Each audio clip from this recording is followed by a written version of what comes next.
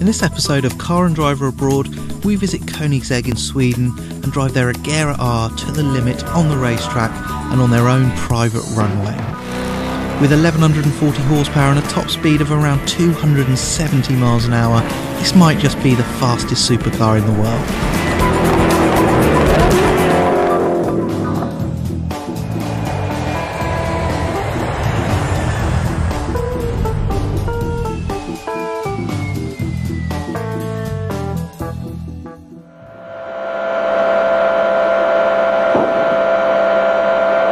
.390, 391, 391. It will not go any more than 391.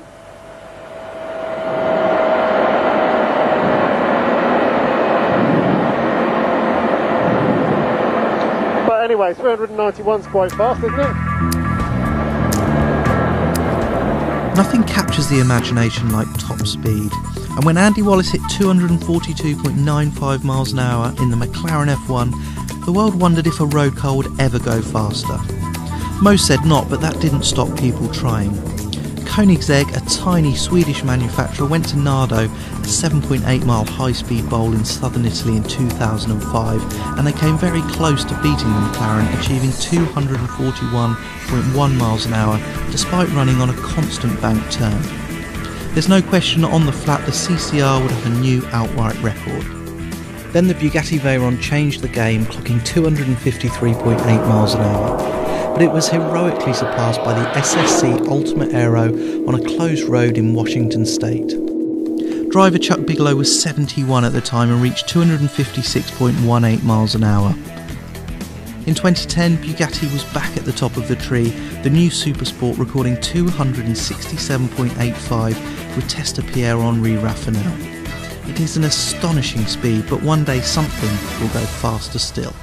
Maybe it will be this, the Koenigsegg Agera R, a low, wide but relatively small supercar, not much longer than the tiny McLaren F1. It's got an incredibly stiff carbon fibre tub and an all-up weight of 1,430 kilos or 3,163 pounds. It is a spectacular piece of sculpture. Its 5-litre twin-turbocharged V8 can trace its roots back to a Ford racing engine, but is in reality entirely new with its own incredibly strong block, internals and ancillaries. On regular petrol it runs 960 horsepower, and if you can find E85 bioethanol, which is widespread in parts of Europe, that output jumps to 1,140 horsepower and 885 pounds-foot of torque.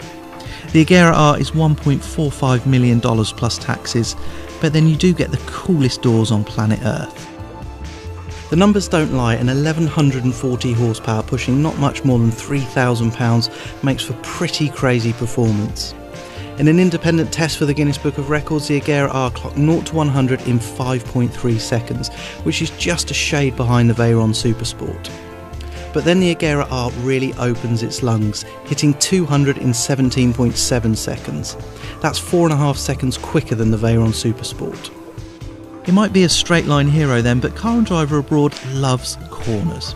So when Koenigsegg said we could drive the Agera R on a racetrack nearby to their factory, we just had to say yes. So the Koenigsegg Agera R, another pretender to the Bugatti Veyron Supersport's top speed record.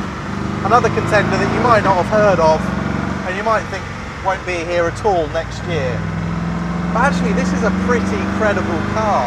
This car's predecessor, the CCR, held the top speed record at 388 kilometres, about 242 miles an hour back in 2005. This thing, with all its power, they reckon would do roughly 273 miles an hour. But before we just find out what it's like in a straight line, we want to try it on a circuit, because Koenigseggs have got a reputation of being almost undrivable after that famous Top Gear clip where the Stig spun it off into a field. This is the most powerful car they've ever built, so we're going to find out whether they've tamed the cars or whether that was just a load of rubbish anyway. It is initially pretty intimidating. It's so loud in here. That V8 It's bolted directly to the chassis and you can feel it. It comes up through your stomach. Just sounds angry. But actually, the chassis immediately feels quite manageable. The steering response is really nice. The steering's quite heavy, but it doesn't dart around. I don't know, there feels like there's some real stability in this car. The gear change is a single clutch box, 7-speed unit, and it's very, very good. As good as the Bugatti box, the Veyron definitely. Shift is quick, and there's so much noise and so much drama going on in this car that you don't mind that interruption anyway. It sort of just adds to it. It's just a massive assault on your senses. It's a mad, mad thing.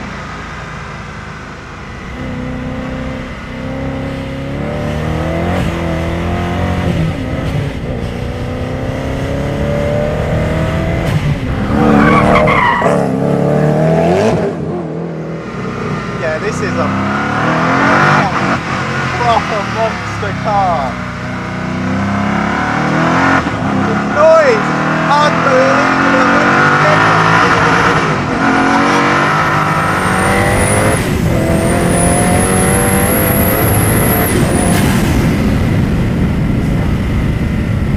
Very hard to describe what this much grunt feels like on such a small track.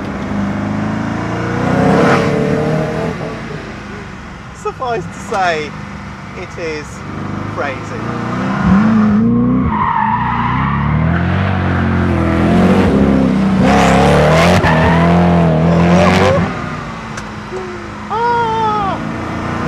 Yeah, people compare this to a Veyron. Forget the Veyron comparisons. They might have similar performance.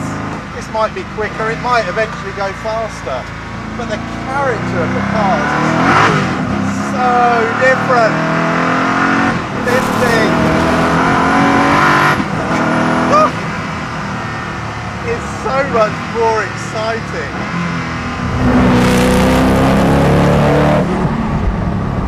It's not a car that you would probably drive as often as the Veyron, as far. It's just so noisy and so physical.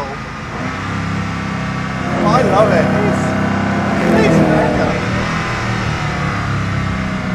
Woo! So that's the Agera R on a track. We survived narrowly. Actually, it's not the killer that the reputation suggests. It's just got so much power, so you always have to be mindful of what you're unleashing when you open the throttle. But having said all of that, we can't come to Sweden, drive this car and not drive it on a runway and try and feel what 0 to 200 miles an hour in 17 seconds feels like. So we're away from the confines of that tiny little racetrack, which was great fun and showed some remarkable qualities in this car that we probably didn't expect. But now we're on a runway. This is Koenigsegg's own runway, which sort of tells you all you need to know about this car.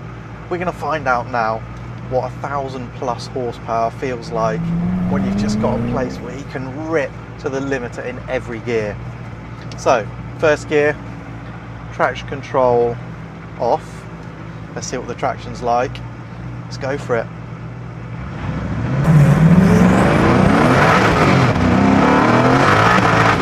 Lights at the tyres. Back into third and fourth. Total traction. 280 k's. 300.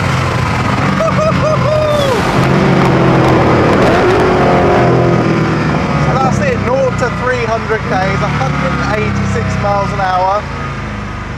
Easy as pie, really. I can't believe the traction this thing's got. That sense that this is a properly engineered car is really felt through the stability of this thing at speed, under acceleration, and when you're really flying along at 180+. Rock solid, really, really good. Even better, the brakes, carbon ceramics, absolutely monster things. And it just stands it on its nose. But there's no fight, the car doesn't jig around, it's just bang, dead straight, stops beautifully. Must be a large part of that 0 to 300 to 0 record. It's just that the brakes are unbelievably strong. Yeah, there's just attention to detail in this car that I didn't expect.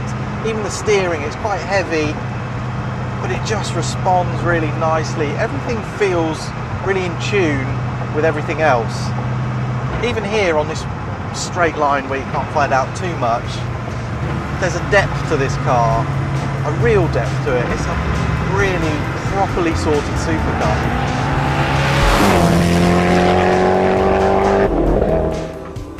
So the Agera R might just be the fastest production car in the world, and maybe one day it will do 270 miles an hour or more, but that doesn't really matter. What matters is that this is a uniquely savage supercar, more fearsome than a Bugatti, more brutal than a Bugatti, but still drivable and even exploitable with care and some practice.